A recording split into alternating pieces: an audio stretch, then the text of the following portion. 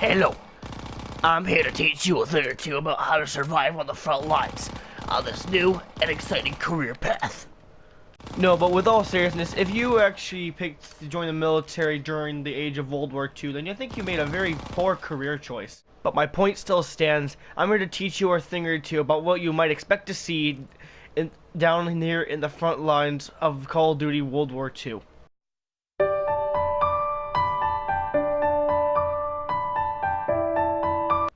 Infantry players can be one of two things. The new player, for this is the most common choice starting out, or the bayonet user. You can usually tell them apart from what uniform they're wearing. If it's red or blue, do not get into their melee range. They will try to stab you. It doesn't matter how brain dead the player on the other side is, they will go for the kill.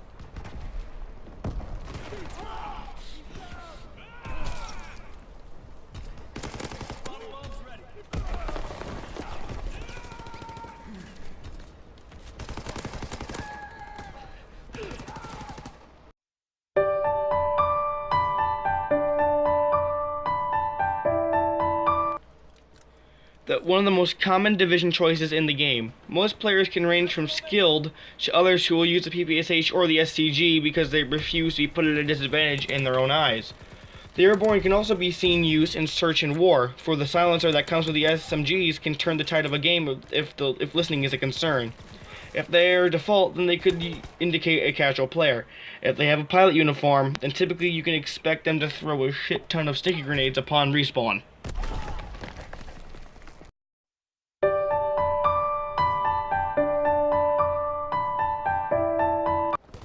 The least picked division in the entire game.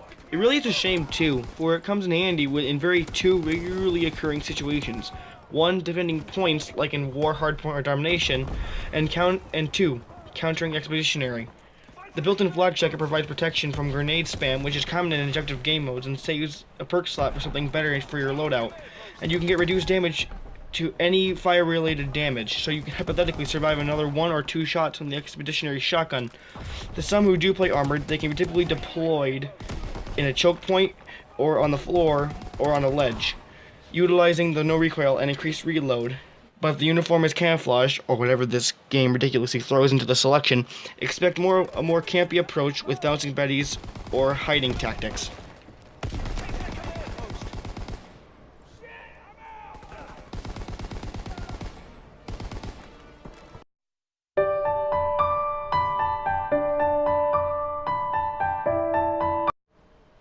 The most common choice for Search and Destroy, or skilled players. The dead silence that comes with the class is valuable to someone playing Search and Destroy and wants to use another perk for their loadout. If they're not playing Search and Destroy, they can be one of two types of players. One, the War Sniper, or Quickscoper, if playing Team Deathmatch, or the SMG user, who deliberately uses other weapons to throw off other players to fill their insecurity of being at a disadvantage.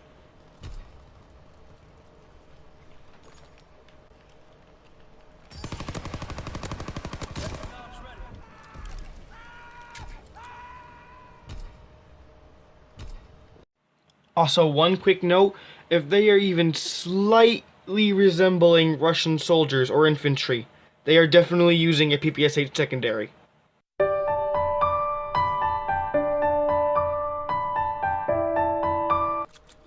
Much like the infantry, the expeditionary is one of the most common starting choices of the game. Most of these players can be seen camping in really dumb spots that you wouldn't see it from anyone else, or roaming the outskirts of a map or in a tight building. They will most likely be using Hustle to quickly switch between standard and incendiary rounds, and will not hesitate to spam at one player if Afterburn doesn't finish the job. Go Armored or Mountain to counter these guys, because they can get really annoying very fast. We have the momentum. Fire in the hole.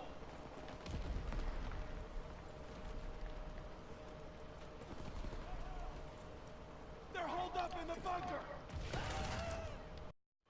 Much like the Mountain Division, if they are wearing Russian armor, then they'll most likely be using SMG secondaries due to insecurities of feeling at a disadvantage.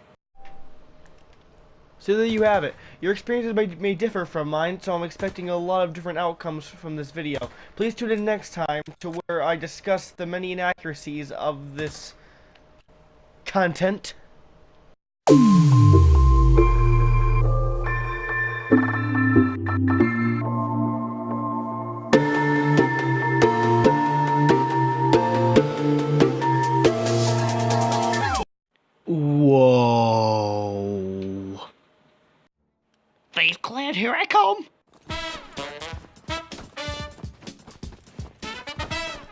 Low altitude bomber inbound.